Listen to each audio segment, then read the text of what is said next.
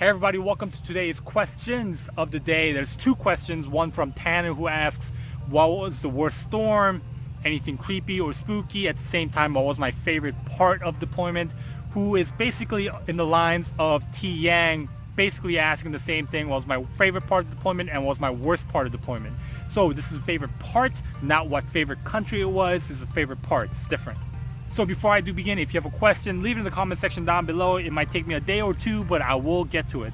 So I do apologize in advance. My arms, I just worked out, so I have to sit down. I'm in a baseball field. The lighting's good, so I have my arm on my knee, and I'm talking to you today. So we will never put ourselves in any storm position. We have in an aircraft carrier, we have a navigation officer and his team of QMs basically looking at the data, where the wind is, where the clouds are, and all that kind of stuff, whatever they do, and determine, hey, we need to go here to avoid a storm. So we will never purposely go into a storm. We might get caught out, and I think the worst I've ever heard was about a 20-foot wave being on the flight deck, basically. Because you got to imagine, we have aircrafts on the flight deck, and we don't want anything potentially water getting into it, rusting and all that kind of problem. We don't want to deal with that.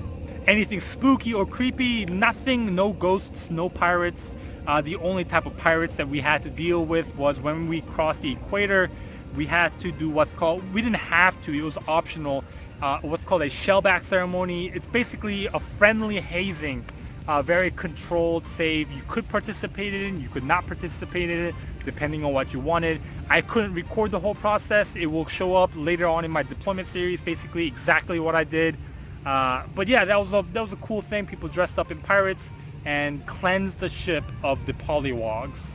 My favorite part of deployment was jumping off the ship. Yep.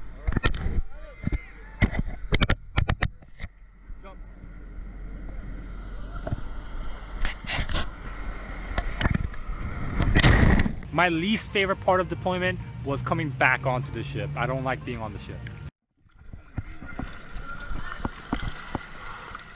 In all seriousness, guys, the worst part of deployment, which I will be showing and covering within my deployment series, one thing that I want you to understand is the military, the Navy, is created with the best intentions. It is created to help people either harmonize their life with the military or help people balance out their life with the military. But the difficulty will always come when you join, and not just in the military, this is life in general, but when you are in the military, right, you will have to face this. Whenever you have to deal with people who are working below you, whenever you have to deal with people amongst your peers, and whenever you have to work with people above you, right, chiefs and all that kind of stuff, what you have to understand is everybody has their best self-interests at heart, right? I have my best interest at heart. People who work for me have their best interest at heart. People who are at my level have their best self-interest at heart. People who are above me have their best self-interest at heart. And we are all in this program called the military, okay? So the frustration will always come, the friction, the arguments, and like I said, this is life in general, not in the military, will always come with two different people who have their own points of views, their own best interests, conflicting each other. Guys, from my personal experience, there are great, amazing people in the military, right? That's like 75% of the people, in my opinion, are great and amazing. But there are those 25% that ruin it for everybody else, including me.